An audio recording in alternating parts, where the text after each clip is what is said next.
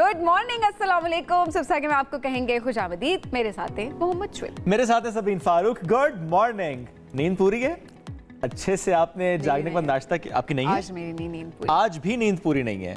ये भी वाला चक्कर नहीं होता, लेकिन हाँ कभी कभी ऐसा होता है कि आप इंसोम्निक हो जाते हैं, आपको नींद नहीं आती। क्यों क्या होता है आपके साथ? कौन सा ऐसा स्ट्रेस है, कौन सी टेंशन है, क्या परेशानी है? कोई टेंशन ही नहीं। फिर नींद क्यों नहीं आ रही आपको? मुझे इस बात की टेंशन है कि मुझे कोई टेंशन नहीं है। वाह, जस्ट किडिंग। वैसे कुछ लोग ऐसे होते हैं, अभी आपका दिमाग हाइपर एक्टिव होता है। नहीं, समटाइम्स कोई टेंशन नहीं होती बट आपको लगता है कोई टेंशन है। नहीं शुएब, मुझे ऐसा लग वो एंजाइटी कहलाती है। अच्छा, मुझे ऐसा लगता है। नहीं, उसके लिए हैदराबाद भी जा सकती हैं आप। किधर? हैदराबाद। क्यों? सबसे बड़ा पागल खाना हैदराबाद में है ना। आपको पागल खाने का पता हो ऑब्वियसली, तो इट मींस अच्छी बात है। हाँ, I can refer anybody ना। इलाज की एक जगह है ऑब्वियसली, वो तो अच्छी बात है। मतलब इट्स गुड कि अब एक रुझान बढ़ रहा है कि लोग जा रहे हैं ऐसी जगहों पे और ऑब्वियसली अपने इलाज की मौज एब्सोल्युटली अच्छा आपने कवर किया। एनीहाउ, अच्छा अब अगर हम बात करें इस लिहाज से कि नींद के पर्सपेक्टिव, हम कह रहे थे हमारा माइंड अक्सर औकात काफ़ी ज़्यादा डिस्ट्रैक्टेड भी होता है। फ़ोन एक बहुत बड़ी बीमारी है कि हम जब स्क्रॉलिंग करते रहते हैं हमें पता नहीं चल रहा होता कितना टाइम गुजर चुका है स्क्रॉलिंग करते हुए। At the same time hyper active mind होता है। यू डोंट नो कि आप उसको काम डाउन कैसे करें और फिर आपको नींद नहीं आ रही। तो मेरे साथ कल एक्चुअली ऐसा हो रहा था। समटाइम्स ये भी होता है सबीन कि आपने जैसे नेक्स्ट डे कोई आपकी एक्टिविटी है, कोई ऐसा ऐसी जगह आपने जाना है, कोई ऐसा काम है, आप एंग्शियस होते हैं, आपको उसमें भी नींद नहीं आती। समटाइम्स बाकी कोई ऐसी चीज दिमाग में फंस जाती है कि आपको सोच के भी नींद नहीं आ रही होती। एक तो ये सारी बात होगी ना, एक नेचुरली हम बातें करें ना कि ये इशू हो गया जिसकी वजह से आपको नींद नहीं है, लेकिन समटाइम्स ये होता है कि आपकी रूटीन बन जाती है कि आप रात को नहीं सो रहे होते, आप जाग रहे होते हैं, देर तक जाग रहे हैं, मूवी देख रहे हैं, स्क्रॉलिंग कर रहे हैं, जैसे आपने जिक्र किया। आपकी रूटीन ही खराब है, डेली बेसिस पे आप देर से जा रहे हैं। इसके आपकी सेहत पे कितने बुरे असरात होते हैं शुएब? तो इसका सबसे बड़ा खतरा ये है कि डायबिटीज, ज़ियाबीतस खतरा 50% बढ़ जाता है अगर आप रात को देर से सो रहे हैं। एक नई तहकीक हुई है जिसमें ये बताया गया कि अगर लोग देर तक जागते हैं, पसंद करते हैं देर तक जागना, तो टाइप 2 डायबिटीज़ होने का इम्कान जो जल्द सोते हैं, वक्त पर सोते हैं, उनके मुकाबले में 50% ज़्यादा होता है। ये मैड्रिड में तहकीक हुई है। ज़ियाबीतस के इस मुताले के लिए यूरोपीय एसोसिएशन के सालाना इजलास में पेश करदा नताइज के मुताबिक जो लोग रात देर तक जागते हैं उनमें शुगर का मरज़ होने के इम्कानात ज़्यादा होते हैं। और रिसर्चर्स ये भी कहते हैं कि रात जागने से टाइप 2 डायबिटीज़ जो है उसका खतरा उस वक्त भी होता है जब भी गैर सेहत बख्श तर्ज ज़िंदगी आप गुजार रहे हैं। खाने पीने में आप जंक फूड, क्योंकि देर तक जाग रहे हैं तो जाहिर है आपको क्रेविंग्स हो रही होती हैं, और क्रेविंग्स हो रही होती है तो आप जंक फूड खा रहे होते हैं, और ऑब्वियसली एक्सरसाइज भी आपकी उस तरह से नहीं होती है, और कुछ और अगर आप सिगरेट भी पी रहे हैं तो उससे भी होता है। हाँ, मतलब जो भी आपकी हेल्थ ओवरऑल जो है ऑब्वियसली वो उस पे इसका इम्पैक्ट काफ़ी ज़्यादा होता है। और इसी वजह से और अब पाकिस्तान में अगर आप देखें तो कितने ज़्यादा लोग शुगर का शिकार हो रहे हैं, डायबिटीज़ का शिकार हो रहे हैं। एब्सोल्युटली। चलें आगे बढ़ते हैं जनाब। ये तो हमने बात कर ली इस तहकीक की, और इस तहकीक का शेयर मकसद भी यही था कि अगर आपको लगता है कि आप या आपके आसपास कोई देर से सो रहा है तो कहें नहीं, वक्त पे सोना है आप। ऐसे एक लगा के सुलाएं। नहीं ना लगाएं, वैसे कह देंगे सो जाओ। पेरेंट्स ना बच्चों को ना मैं कहती हूँ नहीं, जब सुन रहे ना तो ढीठ हो जाते हैं बच्चे, तो शुद्ध ना करें, ना करें। माँ बाप की क्या एक हल्की सी थपकी कर दी, मतलब मेरा मतलब ये है कि थोड़ा सा जोर जबरदस्ती सुनाना। आई थिंक माहौल अगर सभी बड़े टाइम पे सो रहे हैं, बच्चे भी टाइम पे सो रहे होते हैं। ये बड़ा गलत फहमी है आपकी। मौसम बताती हूँ। मौसम बताएं फिर। ये बड़ी गलत फहमी है वैसे कि बड़े सो रहे होते, बच्चे भी सो रहे थे, बच्चे इंतजार कर रहे होते कि बड़े कब सोएंगे और उसके बाद हम सोना शुरू करें। चलें जी, आज के मौसम की बात करते हैं। इस्लामाबाद के मौसम की सबसे पहले बात करेंगे। इस्लामाबाद कम से कम 21 ज़्यादा 32 डिग्री सेंटीग्रेड है। लाहौर में कम से कम 25 ज़्यादा 37 डिग्री सेंटीग्रेड। कराची में कम से कम 27 ज़्यादा 35। पेशावर में कम 33, और पेशावर में कम से कम जो है वो 30 ज़्यादा से ज़्यादा 35 डिग्री सेंटीग्रेड। और इसके अलावा हम बात करते हैं कोयटा की, कम से कम 13 ज़्यादा 30 डिग्री सेंटीग्रेड है। ये आज का मौसम। शुएब, ये तो अभी हम सूरज दिखा रहे हैं और इस्लामाबाद में भी विंडो की अगर बात की जाए वहाँ पर भी सूरज चमक रहा है इस वक्त, लेकिन जो बारिश हुई है कल रात बड़ी ज़बरदस्त, मौसम बन रहा था। तो वही बात है सवीन के, कुछ लोग इंतजार करते हैं जब बारिश तरह हो जाए उसके बाद सोएंगे। मैंने कहा नहीं, मैं तो सोने लगा हूँ, तो मैं सो गया था, मुझे नहीं पता चला। बहुत अच्छी बारिश नहीं, उसका फील तो मुझे आई क्योंकि जाहिर है ठंडक का एहसास हुआ और जाहिर है मौसम चेंज हो गया। एंजॉय नहीं कर सके मौसम को। मैंने उस वक्त करना भी नहीं था एंजॉय। मेरा कोई इरादा उस वक्त बाहर निकलने का नहीं था। I sleep on time। आप डायबिटीज से डरते हैं, ठीक है। अदरवाइज भी I sleep on time। नींद के बारे में मेरा बड़ा पक्का मामला है कि मैं वक्त पर सोता हूँ। बिल्कुल अच्छी बात। कभी कोई वक्त से पहले सो जाता हूँ। बहुत अच्छी रूटीन है ये। अच्छा, तो इस्लामाबाद में बारिश हुई, रावलपिंडी में बारिश हुई, बादल जमकर बरसे। अब जुड़वा शहरों की अगर हम बात करें तो मजीद पेश गोई भी की गई है बारिशों की एग्जैक्टली आइंदा 24-48 घंटों में। अच्छा, इसके अलावा कराची में वहाँ पर भी बारिश हुई है शोएब, बहुत सारे। खबर तो ये है कि कराची में बारिश हुई है। फिर खबर ये है कि अच्छा अब तो बात करते हैं मानसून इतना हमारा कम होती है ना, फिर बरसात का मौसम इतनी मतलब देर तक जो है वो बारिश, लेकिन अब कोई इतनी खुल के बारिश नहीं, हल्की फुल्की सी बूंदाबांदी। गुरु मंदिर, सदर, इसके अतराफ रोड यहाँ पर बूंदाबांदी हुई है। ज़ैनब मार्केट भी है इसमें, आई चंडीगढ़ रोड भी है, टावर के अतराफ यहाँ पर हल्की बारिश हुई है। मौसम खुशगवार हो गया खुशगवार। कराची में हल्की बारिश से काफी फर्क पड़ जाता है। मुझे तो लगा था और ज्यादा ह्यूमिडिटी होना शुरू हो जाती है। ये कराची वाले बताएं जी हमें, कैसा मौसम है वहाँ का इस वक्त जो है क्या, क्योंकि जब कहते हैं ना हल्की बारिश होना शुरू हो जाए स्पेशली इस मौसम में, तो कहते हैं और ज़्यादा सफोकेशन सी हो गई है, हब सी हो गई है। तो मौसम बताइए जी कैसा है। बिल्कुल, आगे बढ़ते हैं, बात करते हैं एशियन हॉकी चैंपियंस ट्रॉफी की बात करते हैं। हॉकी चैंपियंस ट्रॉफी की बात करते हैं जिसमें पाकिस्तान ने चीन को शिकस्त दी है। पाकिस्तान ने 5-1 से फतह समेटी है। पाकिस्तान आखिरी ग्रुप मैच में अब हफ्ते को भारत के खिलाफ खेलेगा। तो यह एशियन हॉकी चैंपियंस ट्रॉफी जिसमें पाकिस्तान ने शिकस्त दी है चाइना को, लेकिन हमारी नजरें हैं हफ्ते के रोज जब पाकिस्तान का टाकरा होना है भारत से। प्लीज उसी तरह से अपनी टेलीविजन स्क्रीन्स के सामने बैठिएगा जब पाकिस्तान इंडिया का क्रिकेट का मैच हो रहा होता है।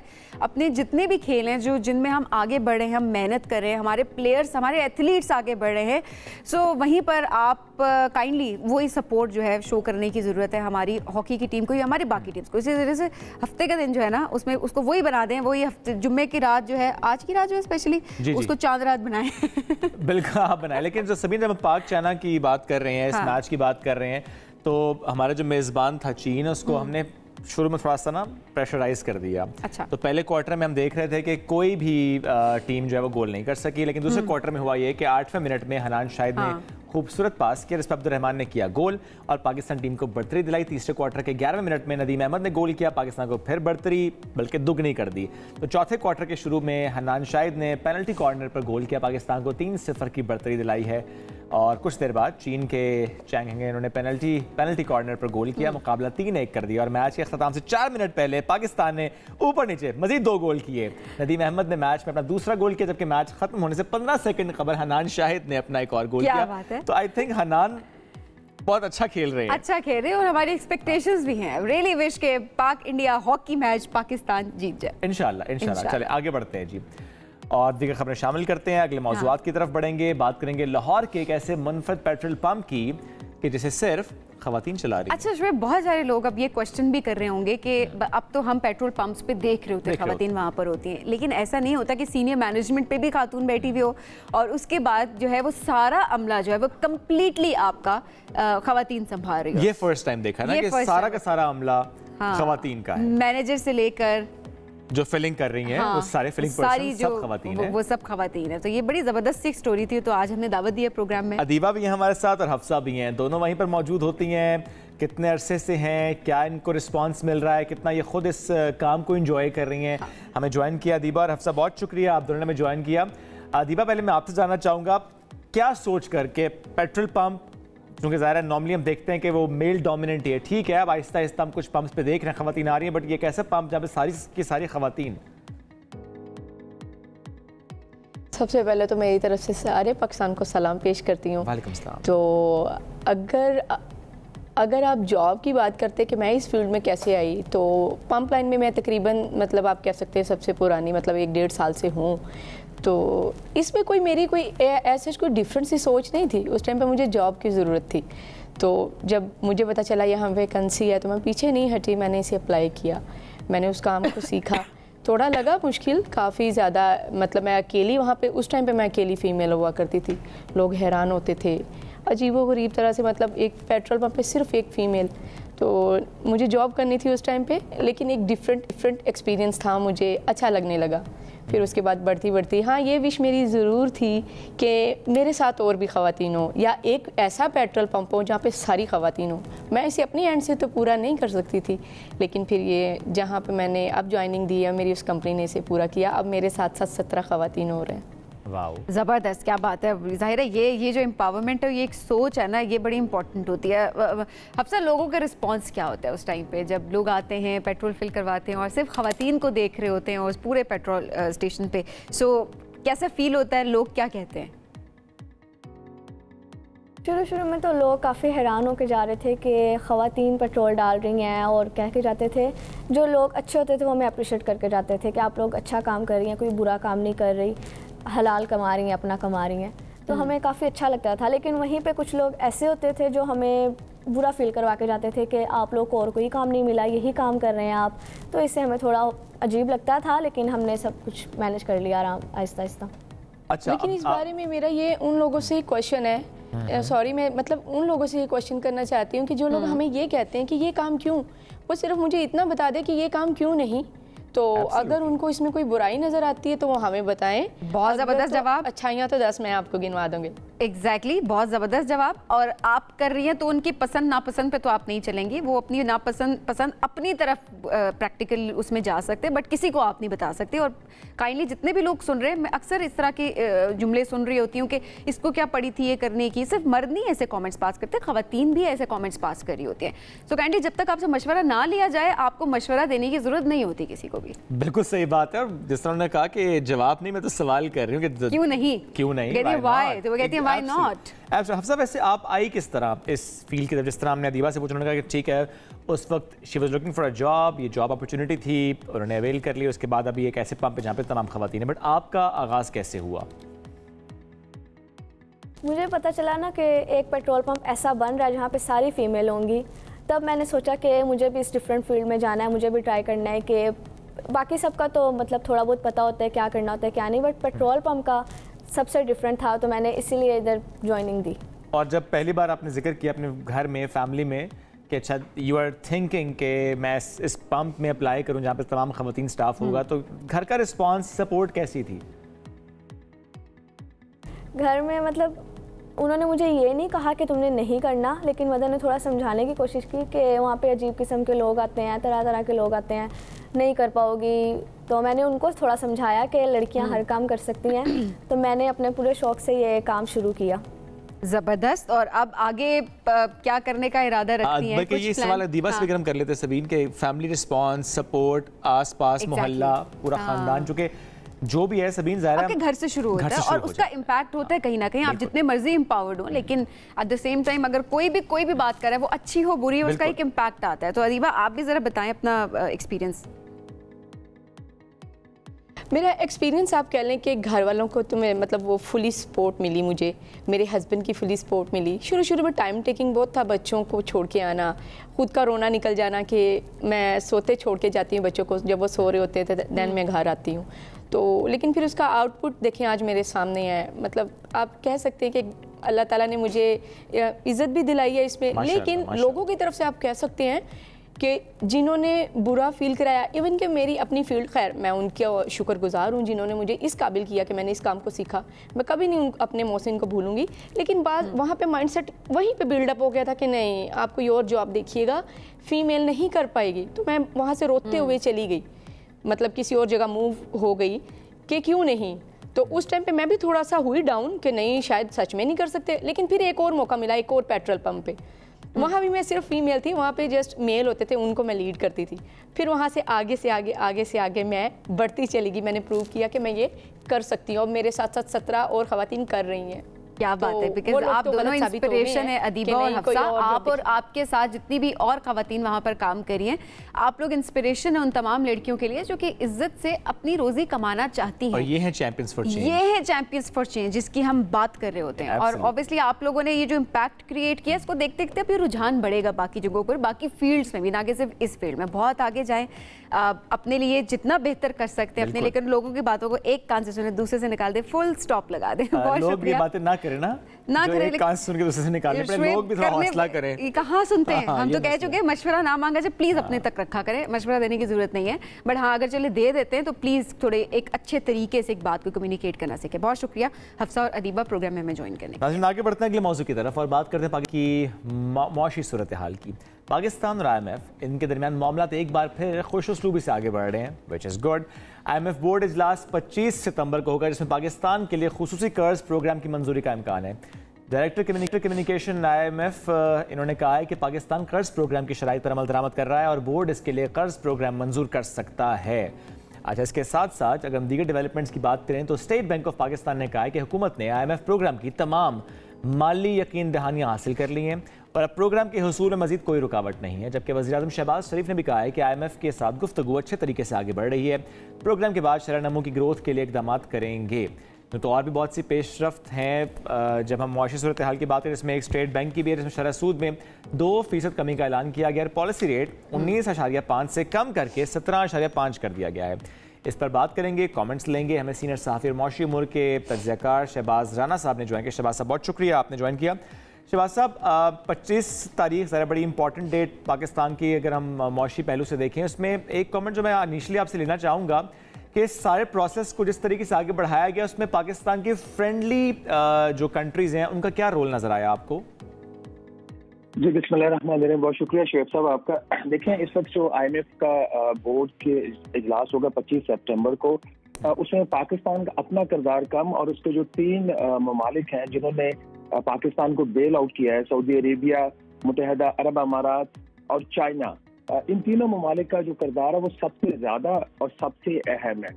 चाइना ने बावजूद इसके कि उसकी कुछ रिजर्वेशन इस स्टेज के ऊपर है, पाकिस्तान की कुछ पॉलिसीज के ऊपर, उन्होंने पाकिस्तान को बेल आउट किया।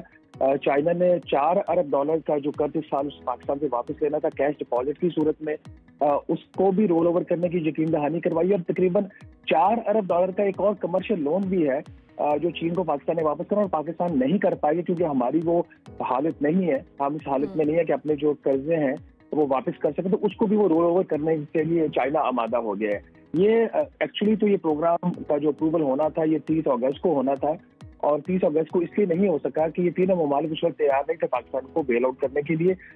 तो आज अगर किसी को क्रेडिट जाता है तो वो इन 3 ममालिक को ज्यादा जाता है। उसके बाद मिनिस्ट्री ऑफ फाइनेंस ने भी इसके ऊपर उनकी कुछ एफर्ट्स थी कि जो $2 अरब का इजाफी कर्ज लेना था उसमें काफी से ज्यादा इस दफा मुश्किलात का इनको सामना करना पड़ा, क्योंकि पाकिस्तान के कर्जों की इस वक्त जो सूरत हाल है, दुनिया का कोई भी मुल्क या उसका जो फॉरेन कमर्शियल बैंक है कोई नया मेजर लोन पाकिस्तान को इस स्टेज के ऊपर देने को तैयार नहीं है जब तक IMF की अम्ब्रेला ना हो।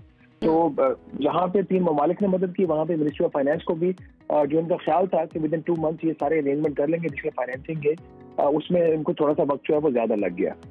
अच्छा, और शहबाज साहब, जिस तरह भी आपने जिक्र किया कि 30 अगस्त को मामला तय पाने थे, लेकिन वो 3 ममालिक उस टाइम पर रेडी नहीं थे, लेकिन अब ज़ाहिर क्रेडिट उनको जाता है कि वो रेडी हो गए, जिसकी वजह से हमें जो है वो इस प्रोग्राम में चीज़ें जो है मामला बहुत अच्छे तरीके से तय पा गए।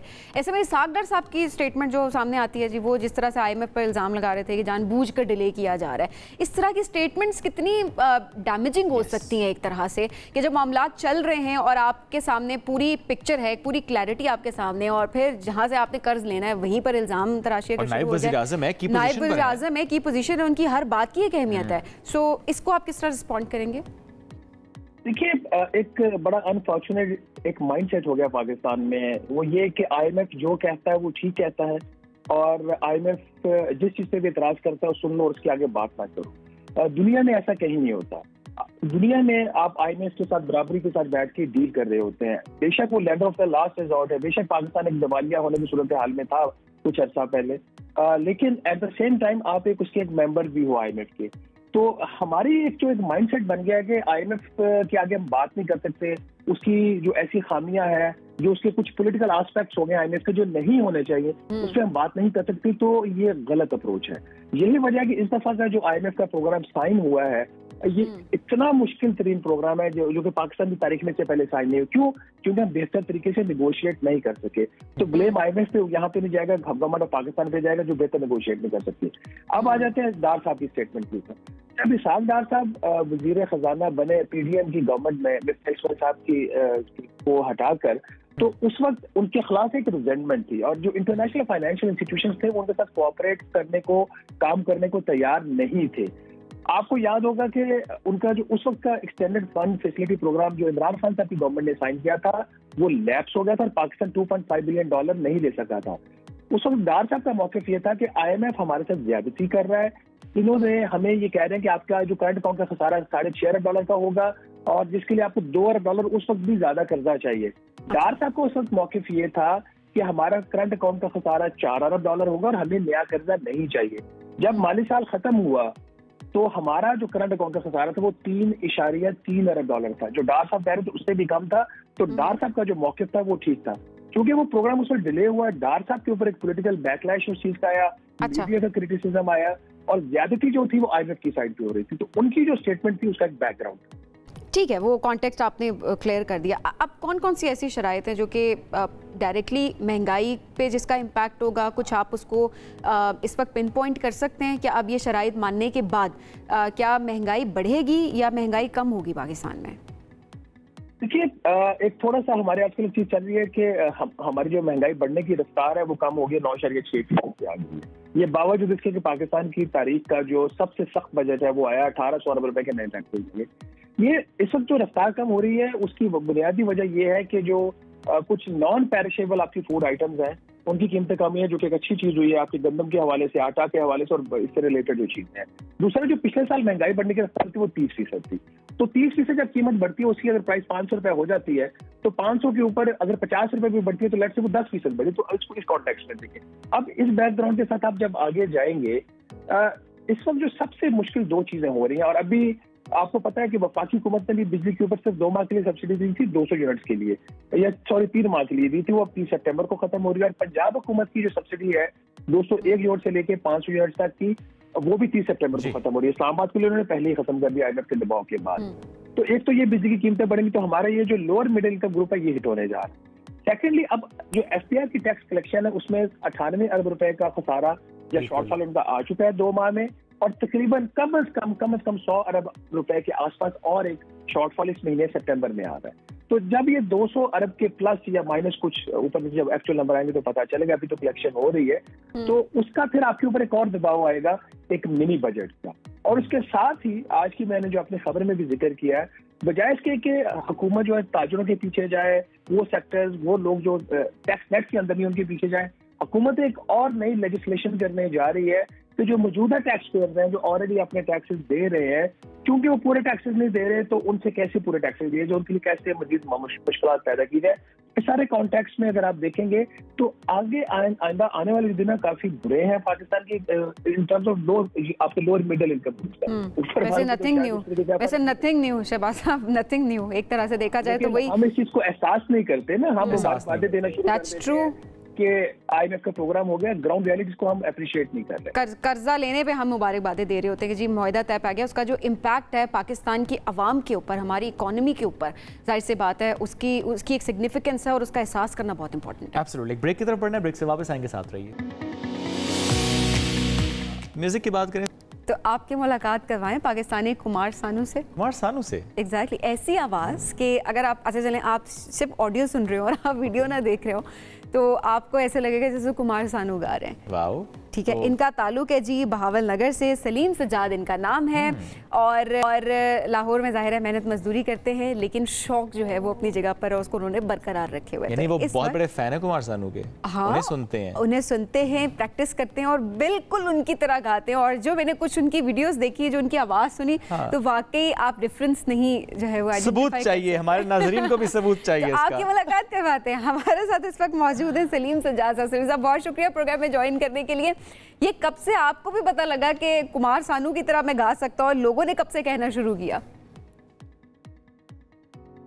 मैं बचपन में बहुत छोटा सा था जब मैंने पहली दफ़ा कुमार सानू साहब का सॉन्ग सुना, तो यानी कि मुझे अच्छा लगा, तो फिर मैं इनके ऑडियोज़ यानी सुनने लग गया और साथ में गाने लग गया। क्या बात है। गुफ्तगू तो करेंगे, गपशप लगाएंगे, लेकिन वो नाजरीन भी हमारे आपके उस इंट्रोडक्शन के बाद ना बेताब है सुनने को। तो क्या सुनाएंगे हमें, ताकि लोग समझ पाएँ कि वाकई जितना जिक्र आपने किया, जो बचपन से सुनते आए, जितना आपने उनको सुन के अपने अंदर एब्जॉर्ब करके फिर गाया उनकी तरह, तो क्या सुनाएंगे आज हमें हमारे नाजरीन को? सबसे पहले तो मैं ऑडियंस को यही बताना चाहूँगा कि आज जिस जगह पे मैं बैठा हूँ, ये मेरा एक सपना भी था। अच्छा। कि मैं इस जगह पे यानी कि आके गाऊं। तो सबसे पहले तो मैं अपना इंट्रोडक्शन अपने अंदाज में ही दूंगा। ज़रूर।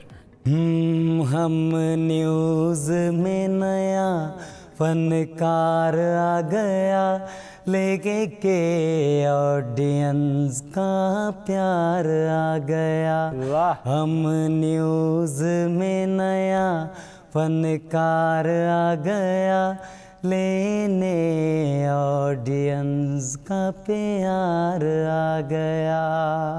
क्या बात है। यारो एक मेरा सपना था, हम न्यूज़ में मैं काम करूं, बस अपने मुल्क के लिए गाऊं और इसका रोशन नाम करूं।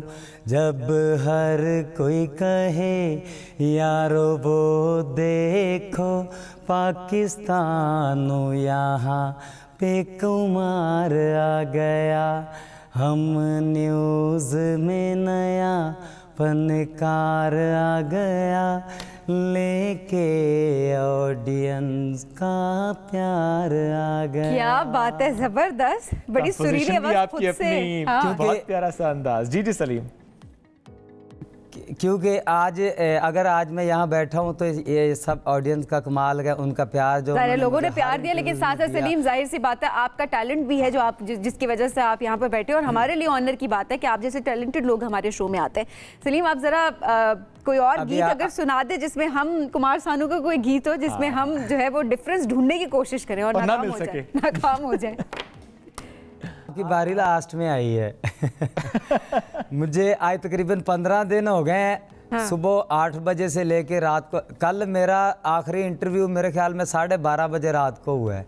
अच्छा। सुबह 8 बजे का मैं शुरू हुआ। ज़ाहिर मुसलसल आप ज़रा इंटरव्यूज दे रहे हैं और बिल्कुल ऐसी है। कोई बात नहीं, इतने से गले से क्या कर सकता हूं? अरे नहीं, बहुत कुछ कर सकते हैं आप, और आप कर भी रहे हैं। अच्छा, ब्रेक पर भी हम सुन रहे थे आपसे, और वो भी गाना बड़ा ज़बरदस्त आपने चूज़ किया था। अगर वो भी हमें अब लाइव सुना दें नाजरीन को तो बड़ा मज़ा आ जाए। पानी पी लें उससे पहले। हाँ। कौन सा जो हम ब्रेक पर भी सुन रहे थे आपसे? वैसे तो कोई भी सुना दे, आपकी मर्जी। वैसे कोई भी सुना दे जो आपको लगता है, जो गाना आपको लगता है आप सबसे बेहतर गा सकते हैं कुमार सानू का, अब वो गाना हमें सुना दें।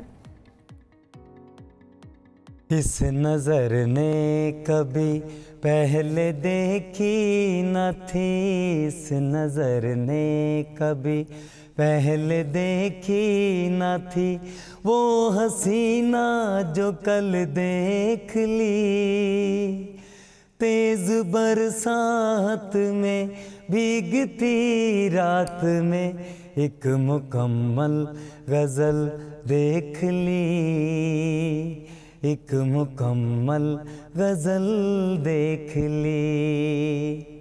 बादलों में छुपा चांद मजबूर था, इस ज़मीं पे मगर नूर ही नूर था, आँख हैरान थी ये समा देख कर, जैसे बरसात में चांद आया नजर, जैसे बरसात में चांद आया नजर।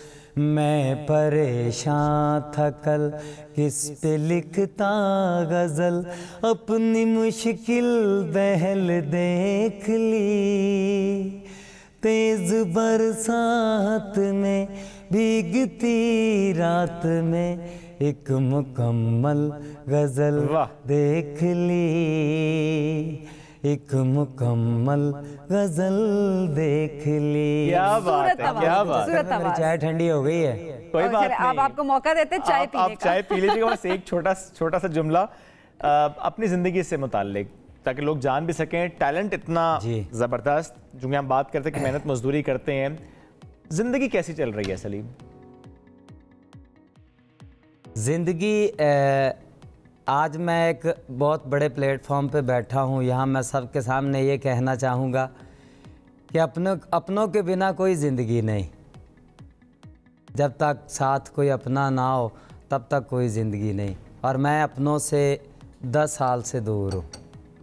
तब से आज मेरे साथ मौजूद हैं यहाँ पर मेरे साथ 2 लोग ऐसे मौजूद हैं, एक किसी वजह से नहीं आ सके, कि जिन्होंने इस मुश्किल वक्त में इस बेसहारा को ना के सहारा दिया, बल्कि इतना सपोर्ट किया कि जो कल तक इस तरह आप लोगों के सामने काम करता था, आज वो इस तरह आप लोगों के सामने बैठा है। सलीम ठेकेदार मीर हमजा, सैयद फारूक अली जैदी और फरहान साहब, इन्होंने आपको सपोर्ट किया सलीम, लेकिन आपके अपने जिनको आप इतना याद कर रहे हैं, 10 साल से दूरी की बात करें, वो कहाँ हैं? वो पीछे गाँव है, वो गांव में रहते हैं। मेहनत मजदूरी के लिए आप लाहौर में मौजूद होते हैं और दूरी उनसे ज़रूर है, but at the same time आपका टैलेंट बहुत ज़बरदस्त है और जो पूरा हमारा मुल्क जो है, तमाम लोग आपको जो अप्रिशिएट कर रहे हैं वो आपके टैलेंट की वजह से कर रहे हैं। बहुत आगे जाएं और वी रियली होप कि इस तरह का टैलेंट और बड़े प्लेटफॉर्म्स पे हमें नजर आए, है ना, जहाँ पर यूटिलाइज कर सकें इस टैलेंट को हम। जी, हमारे इतने सारे लोग आते, इतनी खूबसूरत आवाज़ होती है, कभी किससे मुशाबिहत होती है, कभी किससे, लेकिन अपना उनका एक टैलेंट होता है जिसको रिकग्नाइज करना, एक्नॉलेजमेंट बहुत ज़्यादा इंपॉर्टेंट है। क्या पता जुल्फी भाई भी सुन रहे होंगे, प्लीज़ अगर आप सुन रहे हैं तो मौका दें। आप तो पाकिस्तान के कोने कोने में जाते हैं और इस तरह का टैलेंट आप ढूंढते हैं। कुछ कहना चाह रहे हैं शायद सलीम? जी, मैं ये कहना चाह रहा था कि यानी कि मुझे इंग्लैंड से भी कल रात को मीटिंग भी थी, एक दुबई की पार्टी के साथ और एक इंग्लैंड की पार्टी के साथ। तो लेकिन मैं यही चाहता था कि मैं अपने मुल्क के लिए गाऊं, अपने मुल्क का नाम। आप गाएंगे, आप गा रहे हैं और इंशाल्लाह यहाँ पे मौके मिलेंगे सलीम, आपको बहुत मौका मिलेगा इंशाल्लाह। बहुत शुक्रिया साथ मौजूद थे, ऑल द बेस्ट। नाज़रीन, एक ब्रेक की तरफ बढ़ना है, ब्रेक से वापस आएंगे दीगर सेगमेंट्स के साथ। रहिए सुबह से आगे के साथ। Welcome back. अभी हमें ज्वाइन कर लिया जवेरिया हुसैन ने, और जानते हैं मुल्तान से इनका ताल्लुक है, होनहार तालबा है और इन्होंने इंटरमीडिएट इम्तिहानात के प्री इंजीनियरिंग ग्रुप में 1140 नंबर लिए हैं, सेकंड पोजीशन हासिल की। जवेरिया को वेलकम करते हैं। अस्सलाम वालेकुम जी, कैसी हैं आप? जी अल्हम्दुलिल्लाह, बिल्कुल ठीक। ग्रेट। जवेरिया, थोड़ा सा बताएं कि ज़्यादा खुशी बहुत है, सेलिब्रेशन भी हो रही है, इतना ज़्यादा पढ़ती थी कि दिन रात पढ़ती थी? स्मार्ट बहुत हैं, इंटेलिजेंट बहुत है, मेहनती बहुत हैं? मेहनती बहुत हूँ, शुक्र अल्हम्दुलिल्लाह, अल्लाह का फजल करम है। अच्छा, वैसे कितना पढ़ा जवेरिया? ना पढ़ने वाले बच्चों को थोड़े से हम सबक दे सकें कि पढ़ें तो आप ऐसे भी बन सकते हैं, जवेरिया जैसे भी। कितना पढ़ती थी? रूटीन क्या आपकी होती है पढ़ने की? रूटीन बस यही है कि काम अपना मैंने मुकम्मल करना है, तो उसमें जितना भी टाइम लग जाए, फिर नींद को कॉम्प्रोमाइज़ करना पड़े, इस तरह पढ़ाई मतलब उसको मैंने कंप्लीट करना है, और अपनी मेरी सेहत की तरफ भी ध्यान नहीं होता था और नींद तो बिल्कुल भी नहीं ली जाती थी। ज़बरदस्त। शेड्यूल उसी हिसाब से सेट करना कि कितना काम मिले है उसको। जी। अच्छा जवेरिया, आगे जब हम एडमिशन्स की बात करते हैं, वी हैव हर्ड कि कोई माली मुश्किलात का सामना करना पड़ रहा है आपको आगे पढ़ने के लिए, जो आपका ख्वाब है आप उस तक नहीं चीज़ों को लेकर जा रही हैं, वो क्या मामला है? वो बेसिकली ये कि देखें, जिस तरह पढ़ाई बहुत महंगी हो चुकी है आज, इस महंगाई के दौर में आगे एजुकेशन बहुत, मैं पहाड़ नज़र आ रहा है कि जैसे नामुमकिन नज़र आ रहा था कि तालीम इतनी महंगी है, अब कैसे अखराजात अफोर्ड किए जाएँ। अब मैं रिसालपुर के मैंने इंशाल्लाह जाना है, तो फिर ये देखें ट्रैवलिंग के हमारे आ जाते हैं एक्सपेंसेस, इस तरह वहाँ पे मेस के आ जाते हैं, लॉन्ड्री है और भी सारे, यानी हॉस्टलाइज होती हूँ मैं वहाँ पे। तो दूसरा एजुकेशन, अभी ये देखें कि 2 लाख मैंने अभी अपने आगाज़ में अपनी फ़ीस जमा करवाई है।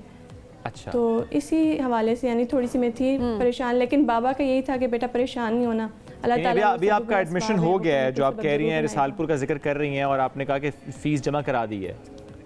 जी जी जवेरिया, ऐसे में क्योंकि ज़ाहिर है आपकी तो नंबर भी आपके इतने अच्छे, आपने स्कॉलरशिप के लिए अप्लाई नहीं किया था? ये इदारे ने आपको स्कॉलरशिप ऑफर नहीं की? उनका ये है कि नस्ब कहता है कि जब आप फर्स्ट सेमेस्टर में अच्छे ग्रेड लेते हो, जीपी अच्छा स्कोर करते हो, फिर स्कॉलरशिप दी जाती है। मिल जाएगी इंशाल्लाह। एवियोनिक्स इंजीनियरिंग करना चाह रही हैं आप? इंशाल्लाह जी, एवियोनिक्स इंजीनियरिंग। वैसे क्या ख्वाब है? ये तो ठीक है, डिग्री की हम बात है, अदरवाइज क्या करना चाहती हैं जवेरिया, क्या बनना चाहती हैं? जी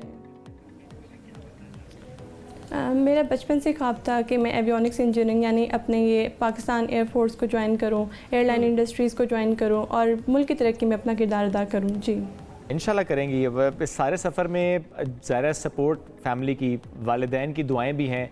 कोई बात जो कहना चाहती हूँ, समटाइम्स ऐसा होता है ना कि आप अपने वालिदैन के सामने नहीं बात कर रहे होते, उनको उस तरह से नहीं एक्नॉलेज कर रहे होते, जो बात आज आप कहना चाहती हूँ। जी यही है कि अल्हम्दुलिल्लाह हम 5 बहनें हैं और माशाल्लाह पांचों तालीम हासिल कर रही हैं। तो मामा बाबा ने बहुत प्यार मोहब्बत से हम सब बहनों की परवरिश की है। तो बाबा ये कहते हैं कि मेरी बेटियां मेरे लिए बोझ नहीं हैं और ये मेरे बेटे हैं, तो हम प्रूव करना चाहते हैं कि जी बिल्कुल हम आपके बेटे और अपने बाबा का सहारा बनना चाहते हैं। और जाहिर सी बात है, बेटे क्या बेटियां ही हैं, चाह रहे हैं कि आगे हाँ बेटियां भी किसी से कम नहीं है और जाहिर सी बात है आप बेटी हैं, इसी पे ही आपको फख्र करना चाहिए और बहुत आगे जब अपने ख्वाब पूरे करें। बहुत शुक्रिया जवेरिया प्रोग्राम में ज्वाइन करने के लिए। नाज़रीन हम बढ़ेंगे एक ब्रेक की जानिब, stay with us. Welcome back ji, सबसे आगे मैं आपको कहेंगे खुशामदीद। जब हम सोशल मीडिया की बात करते हैं तो व्लॉगिंग बहुत ज़्यादा वहाँ पर आम हो गई है। अब व्लॉगिंग के भी डिफरेंट डोमेन्स हम देख रहे होते हैं कि हर तरह से कोई किस किस्म की व्लॉगिंग कर रहा होता है, कोई किस सब्जेक्ट को चूज़ कर रहा होता है। सिर्फ फूड व्लॉगिंग वो जो हम देख रहे हैं ना, उसका बहुत ज़्यादा एक मेरी फेवरेट व्लॉगिंग है तो जाहिर सी बात है। अच्छा मुझे भी देखने के हद तक खाने के मेरे से एक सवाल आता है, जो भी फूड व्लॉगर्स जब जाते हैं तो क्या ये पिछले 4-5 दिन 1 हफ्ता क्या डाइट कर रहे होते हैं प्रॉपर, सो दैट जाएं, इतने सारे खाने इनके सामने पड़े होते हैं और वो हर खाना खा रहे होते हैं, वो अच्छी क्वांटिटी में खा रहे होते हैं लेकिन दुबले पतले होते हैं। जब शादी पे आप जाएं, वहाँ पे बूफे लगा हो, तभी अब थोड़ा सारा खा लेते हैं, मालूम हो जाता है कौन सी चीज़ बहुत अच्छी थी। वैसे पॉइंट अपने आप पे रख के सोचे समीन, फॉर एग्जांपल पूरा हफ्ता थोड़ी आपने डाइटिंग करनी है, आप उस दिन आप एक दिन सोच रहे हैं अच्छा मुझे जाना है इस जगह पर और ये चीज़ ट्राई करें। इफ यू रिमेंबर जब मैं गया था करतारपुर तो मैंने भी सब कुछ ट्राई किया था, थोड़ा सा खाया था, थोड़ा सा खाया था। चलें इस पे तो ये तो एक अलग डिस्कशन है कि थोड़ा खाया था या ज़्यादा खाया था, बट ओवरऑल देखिए जहन में बहुत सारे सवाल आते हैं फूड व्लॉगिंग को लेके। किस तरह से प्लान किया जाता है, किस तरह से रेस्टोरेंट्स को रीच आउट किया जा रहा होता है और उसके बाद कैसे डिशेस को चूज़ करके, ऑब्वियसली क्योंकि बहुत सारी डिशेस होती हैं, उसको चूज़ कैसे किया जाता है, फिर उसको कैप्चर कैसे किया जाए, उसके बाद व्यूज़ किस तरह से लिए जाते हैं कि लोगों का इंटरेस्ट जो है वो डेवलप रखा जाए। तो आज जनाब फूड व्लॉगर्स हमारे साथ मौजूद हैं। एग्जैक्टली हमें ज्वाइन कराना उमैर नुमान हक में रहना। अस्सलाम वालेकुम। वालेकुम वालेकुम, कैसे हैं आप? मैं ठीक हूं। अच्छा मुझे पहले हमारे भाई आप बताएं कितने साल हो गए? आई थिंक 4-5 साल से आप कर रहे हैं फूड व्लॉगिंग। कैसे आपको ख्याल आया कि अच्छा फूड व्लॉगिंग करनी है? मुझे स्टार्ट से ही क्रेज था फूड का और फोटोग्राफी का ना, तो कुछ भी मैं ट्राई करता था तो मैं उसकी पिक्चर लेके सोशल मीडिया पे लगाता था। बाद में पता लगा कि एक प्रोफेशन भी है फूड ब्लॉगिंग, तो फिर लोगों को इन्फॉर्मेशन मिलती थी और लोगों ने लाइक करना शुरू कर दिया, तो इस तरह जो है ना वो मेरी जर्नी। तब सबीन वाले सवाल का जवाब, ये बहुत ज़्यादा खाना पड़ता है इसमें, कैसे प्लान होता है? प्लानिंग की तरफ आते हैं, फिर जरा खाने वाले पार्ट को एक्सप्लोर करेंगे, कैसे प्लान करते हैं? प्लान इस तरह होता है कि क्योंकि मुझे शौक है एक्सप्लोर करने का डिफरेंट जगहों पे, तो जिस तरह उन्होंने बताया कि एक स्ट्रीट फूड है उसमें मल्टीपल ऑप्शंस हैं, आपने एक ही दिन में काफ़ी जगहों को एक्सप्लोर करना है, तो उसमें ये होता है कि बस हम टेस्ट कर रहे होते हैं, टेस्टिंग कर रहे होते हैं और फिर ज़्यादा नहीं खाते। ये होता है क्योंकि अगर आप एक ही खा लोगे तो फिर आप बाकी नहीं ट्राई कर सकते हो। तो ये थोड़ा सा ग्रेट। नुमान, सो आपको 2.5 साल हुए फूड ब्लॉगिंग, आप किसको देखकर इंस्पायर हुए? इंस्पायरेशन एज सच तो मतलब आप HSY हो गया या इस तरह वाले जो बड़े नाम थे वो थे, उनको देखते होते थे। स्टार्ट में रेस्टोरेंट पे जब ज़्यादा था तो वहाँ पे मैं वीडियोस वगैरह बना लेता, मतलब खाने का शौक़ था, तो मैं ये चाहता था कि जो मैं खा रहा हूँ अच्छा खा रहा हूँ वो लोगों तक भी पहुँचे, उनको दिखाऊं, ताकि वो लोग भी इस तरह आके इस तरह की लोकेशंस पर आकर खाना खाएं और इसको एंजॉय करें। रिस्पॉन्सिबल कंटेंट है फूड व्लॉगिंग में, चूँकि हम समटाइम्स ये देखते हैं चूँकि किसी रेस्टोरेंट ने आपको बेसिकली कहा जी आप आएँ और एक रिव्यू करें, पे कर रहे हो, समटाइम्स दे पे समटाइम्स दे डोंट, बट उसमें आपकी इंडिपेंडेंट राय कितनी इंपॉर्टेंट होती है, क्योंकि आपको देखकर बहुत से लोग आएंगे और अगर आएंगे और वो चीज़ वो उन्हें नहीं मिलेगी जिसमें आप कहते हैं बहुत मज़ा आया और वो मज़ा नहीं आया तो वो कहेंगे इस बंदे को पकड़ो। एग्जैक्टली ऐसे ही है, होता है इस तरह कि जब हम जाते हैं तो most of the time restaurants जितने भी होते हैं उनका ये प्लस पॉइंट ये उनका होता है कि वो हमें कहते हैं कि ये ब्लॉगर्स आए हैं इन्होंने शो करना है। समटाइम प्रेजेंटेशन वो इस तरह की दे देते हैं कि जब उनका कोई क्लाइंट उनके पास आता है तो वो उस तरह की प्रेजेंटेशन उनको नहीं दे पाते, तो उनको मतलब इस तरह के चैलेंजेस हमें देखना पड़ते हैं। ऑब्वियसली हमें फीडबैक कमेंट्स में आ रहे होते हैं, हम लोग देख रहे होते हैं, नेगेटिव फीडबैक्स भी आ रहे होते हैं। समटाइम्स कोई कुक अगर आगे पीछे हो जाता है तो ऑब्वियसली उस तरह का टेस्ट नहीं मिल पाता। उनकी मेन टीम अगर नहीं है तो एक आधे दिन के लिए उनका टेस्ट थोड़ा आगे पीछे अगर हो भी जाए तो वो हमारे लिए चैलेंजिंग होता है, ऑब्वियसली होता है। और फिर लोग हमें कहते हैं कि यार आपने अगर ये वाला कंटेंट बनाया उस टाइम तो ये चीज़ इस तरह थी, हम गए हैं तो हमारा जो एक्सपीरियंस था वो इस तरह था, तो ऑब्वियसली वो इस तरह के हमें कुछ ना कुछ चैलेंजेस देखने पड़ते हैं। तो मैं ऐसे में नेगेटिव कमेंट्स उनको किस तरह से डील करते हैं या डील ही नहीं करते, छोड़ देते हैं? नहीं, ऐसा होता है कि सम टाइम मैं टोटली स्पीचलेस हो जाता हूँ, क्योंकि आपका एक्सपीरियंस इतना अच्छा हुआ होता है और क्योंकि फूड है तो कंसिस्टेंट नहीं होता है। सम टाइम आपके घर में भी ऐसा होता होगा कि किसी दिन अच्छा बनता है थोड़ा टेस्ट बर्ड्स भी होते हैं, तो ऐसा ही है। अगर मुझे स्पाइसी फूड पसंद है तो हो सकता है आपको ना पसंद हो, तो सम टाइम इस चीज़ पे भी होता है। तो मैं हमेशा पॉजिटिव कमेंट्स को जो है वो ज़्यादा लेता हूँ, लेकिन नेगेटिव को ये है कि मैं फॉरवर्ड कर देता हूँ रेस्टोरेंट को कि ये आपका है तो आप प्लीज़ इसको रिप्लाई करें, फीडबैक बिल्कुल दे दें। अच्छा, अमूमन फूड व्लॉगर्स के बारे में ये कहा जा रहा होता है कि बहुत ओवर रेट करते हैं रेस्टोरेंट्स को। ठीक है, टेस्ट अच्छा होता है, वो अपनी जगह मुनासिब होता है, लेकिन ये कहा जा रहा होता है कि बहुत ज़्यादा बढ़ा चढ़ा के ओवर रेटेड कंटेंट जो है वो प्रोड्यूस किया जा रहा होता है लोगों को अट्रैक्ट करने के लिए। क्या वाकई से लोग अट्रैक्ट होते हैं, या क्योंकि जब तक आप किसी चीज़ के बारे में खुल के नहीं बोलेंगे तो लोग भी तो नहीं सुन रहे होंगे ना उस तरह से। अच्छा, हर एक का अपना एक स्टाइल होता है। मेरा जो स्टाइल है ना वो इस तरह है कि किसी भी चीज़ को अगर एक्चुअल में अच्छी है ना, फॉर एग्जांपल मैंने 10 चीज़ें ट्राई की हैं तो मैं कभी भी 10 चीज़ों को अच्छा नहीं कहूँगा। अगर हर रेस्टोरेंट की आपको पता है कोई ना कोई एक चीज़ अच्छी होती है तो मैं उसी चीज़ को हाईलाइट करूँगा कि इस रेस्टोरेंट की ये चीज़ अच्छी है। तो फिर डेफिनेटली वो, अगर आप कह लें कि कोई भी रेस्टोरेंट है उनका पिज़्ज़ा फेमस है और वहाँ जाके अगर कोई बर्गर ट्राई करता है तो डेफिनेटली उनका एक्सपीरियंस वो उस तरह नहीं रहेगा। अगर आप इस फील्ड को लेकर चल रहे हो, आप एज अ प्रोफेशन लेकर चल रहे हैं, आप इसके साथ और कुछ भी कर रहे हैं और जॉब भी कर रहा हूँ और जॉब भी कर रहे हैं, लेकिन अगर एज अ प्रोफेशन इसको लेकर चला जाए तो क्या आप अच्छी इनकम अर्न कर सकते हैं फुल टाइम अगर दें इसको? बिल्कुल ऐसा ही है, बहुत सारी इसमें अपॉर्चुनिटीज़ हैं और आजकल तो बहुत स्कोप है इसका। मोस्टली जो रेस्टोरेंट्स हैं वो बिजनेस ही इसके थ्रू कर रहे हैं।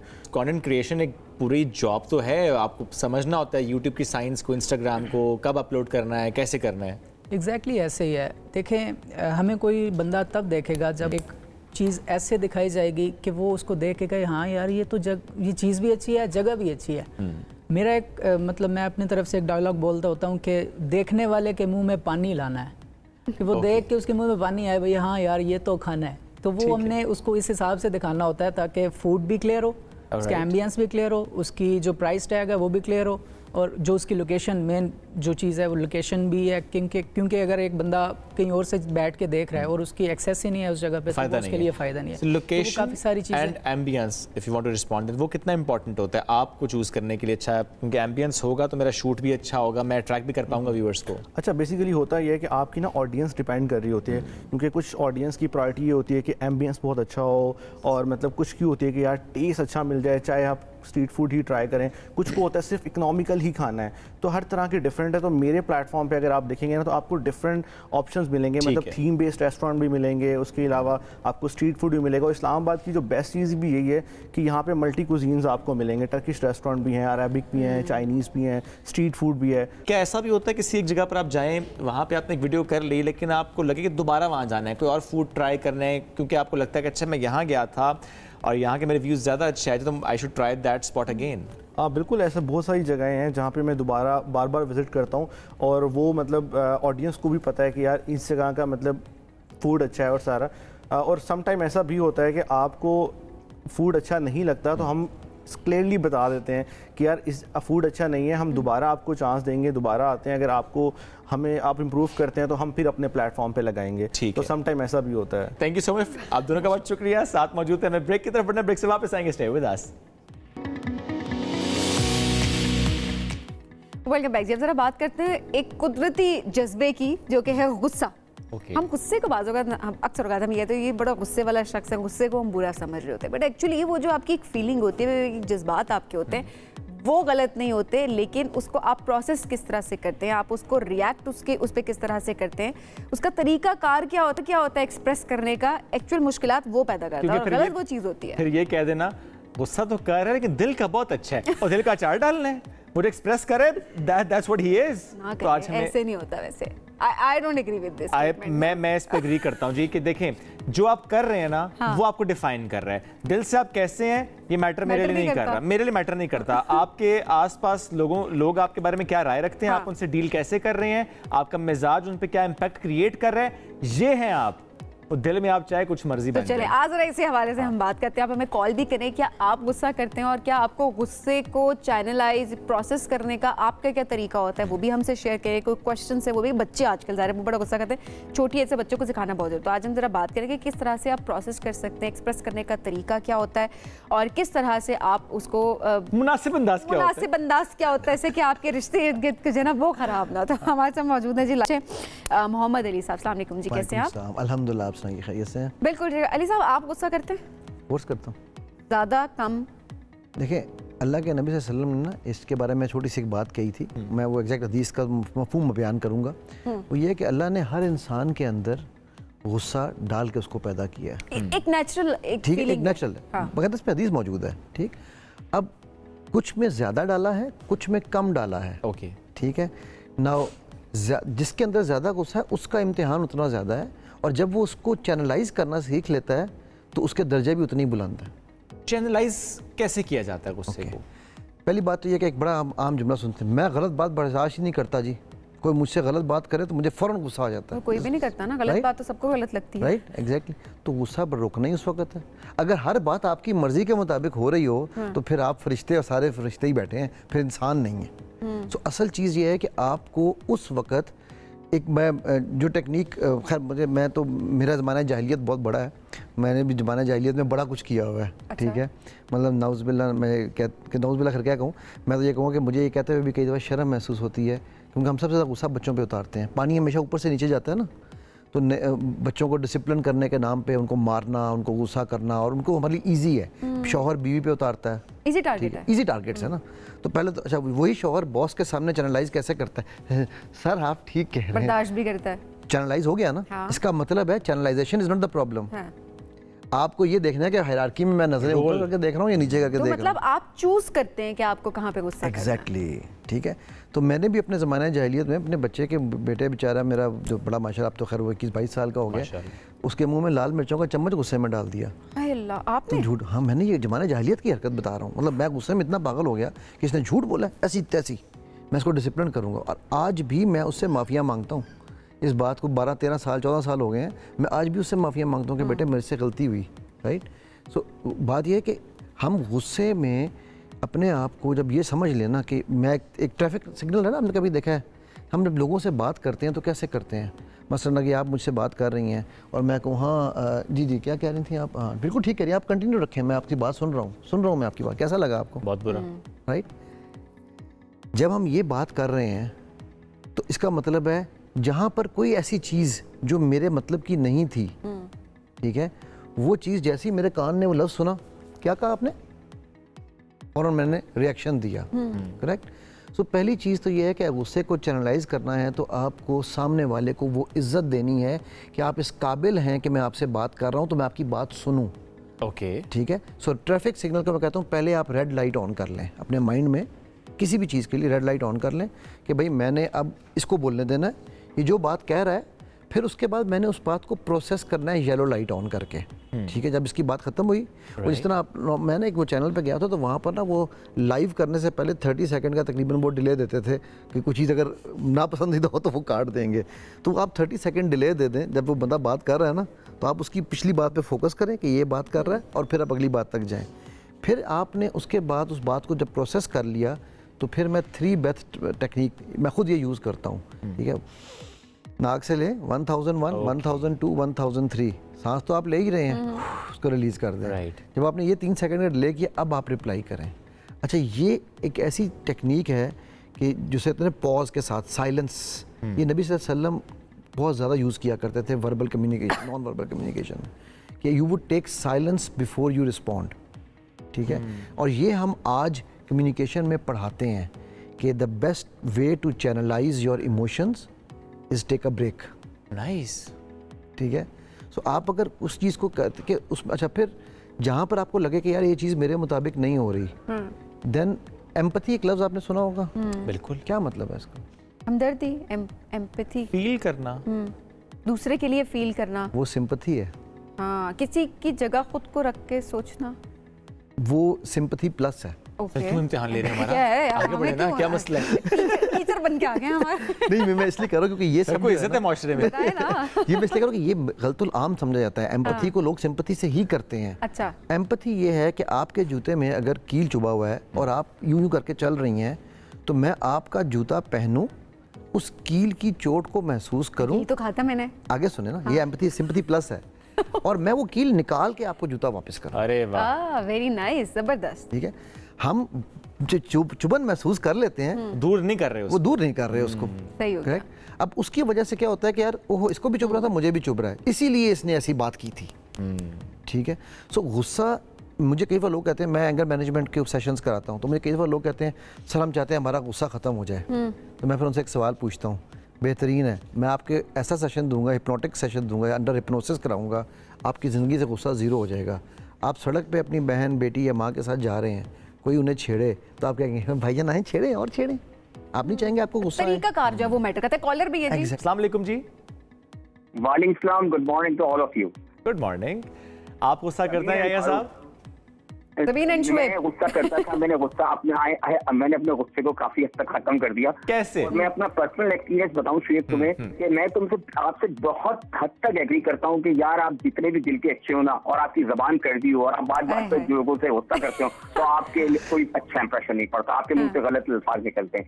तो मैं देखें, तो एक जो सबसे बड़ी खराबी होती है घर में भी, अगर किसी मसले पे आप गुस्से में बात कर रहे होते हैं ना, आपकी जो अच्छाइयां हैं वो भी बुराई में तब्दील हो जाती है।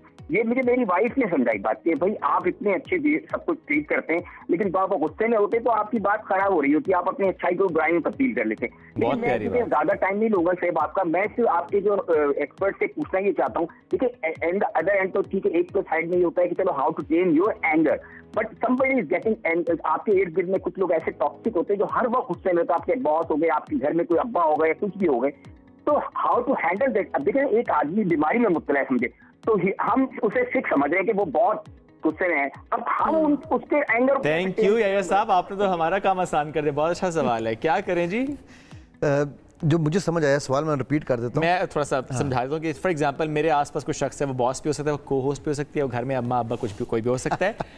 फॉर एग्जाम्पल एज्यूम करें, आप तो नहीं करते गुस्सा, एज्यूम ही करें, ठीक है, एज्यूम करें, तो वो शख्स मुसलसल गुस्सा कर रहे हैं, बार बार कर रहे हैं, बार बार कर रहे हैं, वो बेचारा, चलो मैं बेचारा इसलिए बीमार है, समटाइम्स हम कह सकते हैं ना, लेकिन मैंने इसमें सारे रिश्ते शामिल किए हैं। मैं मानता हूँ क्या किया जाए, उनको हैंडल कैसे किया जाए। जी अली साहब देखिए, पहली बात तो बड़ी ज़बरदस्त उन्होंने बात की और मुझे खुशी हुई कि उन्होंने कहा मैंने अपने गुस्से को चैनलाइज कर लिया है, ठीक है। अब सबकी बीवियां नहीं होती ना ऐसी जो समझाएं।